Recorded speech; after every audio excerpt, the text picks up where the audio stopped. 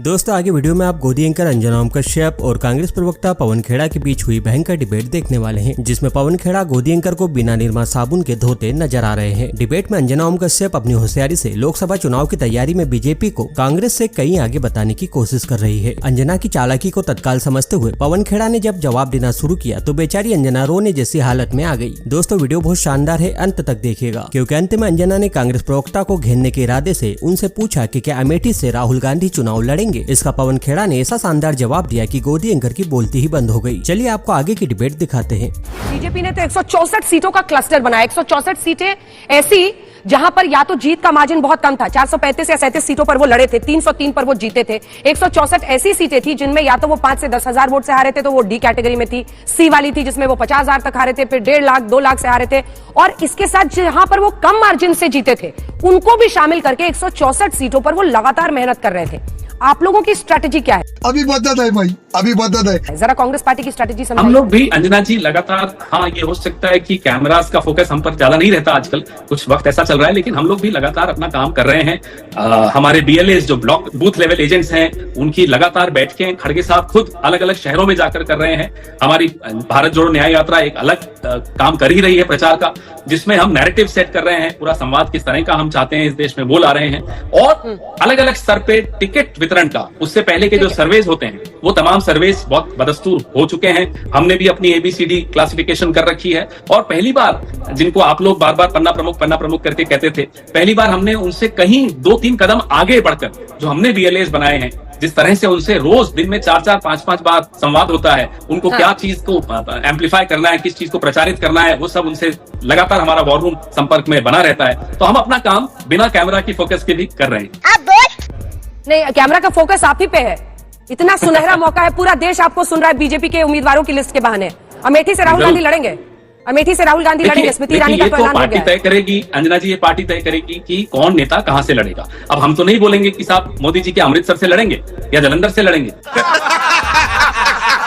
भाई उनकी पार्टी जहां से तय करेगी मोदी जी वहां से लड़ेंगे, हमारी पार्टी जहां से तय करेगी राहुल गांधी भी वहीं से लड़ेंगे, और किसी और को जिसको भी लड़ना है वो वहीं से लड़ेगा जहां से पार्टी आदेश देगी। बीजेपी ने अपनी पहली लिस्ट उतार दी है। अपनी पहली लिस्ट में 195 उम्मीदवार उन्होंने उतारे हैं। 4 चेहरे दिल्ली में बदले हैं, लेकिन यूपी वगैरह अन्य राज्यों में बहुत कम बदलाव है। तो अंजना जी, हम जहां बैठे हैं दिल्ली में, तो दिल्ली की जनता को ये जानने का हक है कि क्या ये 4 लोग जिन्हें बदला गया क्या नाकारा थे, इसलिए उन्हें बदला गया, और अगर नाकारा थे तो प्रधानमंत्री और अमित शाह और नड्डा जी आकर माफी मांगे दिल्ली की जनता से कि साहब माफ कीजिए, हमने आप पर नाकारा लोग थोप दिए थे। और अगर नाकारा नहीं थे तो बताएं साहब क्यों उनकी टिकट काटी। प्रधानमंत्री को क्या अपने नाम पर अब भरोसा नहीं रहा कि उनके नाम का जादू मीनाक्षी लेखी को भी जिता सकता था, उनके नाम का जादू प्रज्ञा ठाकुर को भी जिता सकता था, रमेश भिदुड़ी को भी जिता सकता था। तो आखिर कहीं कुछ घबराहट तो दिख ही रही है इस लिस्ट में। और टेनी जी को से इतना क्या प्रेम है, क्या उनके बेटे ने किसानों को रौंदा, उसका पुरस्कार आप टेनी जी को दे रहे हैं कि उनको फिर से आपने टिकट दे दी।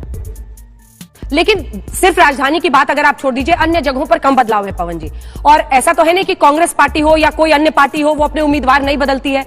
जीत का उनका लक्ष्य है। ग्राउंड रिपोर्ट पे अगर ऐसा लगा तो उन्होंने उम्मीदवार बदल दिए। एक प्रतिक्रिया फिर अन्य अंजना जी, बात वो नहीं है, ये तो हर चुनाव मोदी जी अपने नाम से जीतते हैं, न शिवराज जी का कोई उसमें कंट्रीब्यूशन होता है, कोई योगदान किसी का होता ही नहीं है पूरे देश में, सिर्फ मोदी जी के नाम से पूरे चुनाव जीते जाते हैं। तो लड़ने देते हैं इन सबको भी। रमेश भिदुड़ी ने पता नहीं क्यों नहीं उनको लड़ने दिया, मीनाक्षी लेखी को लड़ने देते।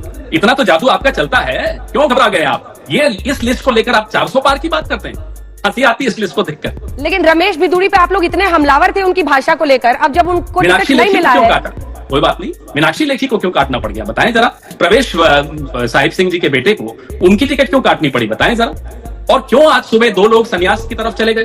क्या वो नाखुश थे भाजपा से? गौतम गंभीर जी और जयंत सिन्हा साहब, वो तो संन्यास का ऐलान कर दिया। नहीं तो क्यों करना पड़ा? यह भी तो पूछना चाहिए ना, जनता को जानने का हक है कि या तो मोदी जी इन 5-6 लोगों से नाराज थे, या ये 2-3 लोग मोदी जी से नाराज थे। तो कहीं ना कहीं कुछ तो गड़बड़ है। हर्षवर्धन जी को किस बात की सजा मिली? क्या कोविड मिसमैनेजमेंट की पूरा ठीकरा हर्षवर्धन जी के सर पे फोड़ना था आपको? आप तो कहते हैं कोविड में आप विश्व गुरु बन गए, तो हर्षवर्धन जी को तो फिर आपको लड़ाना चाहिए था। क्यों उनको हेल्थ मिनिस्ट्री से हटाया पहले, और अब आपने संसद से ही बाहर कर दिया?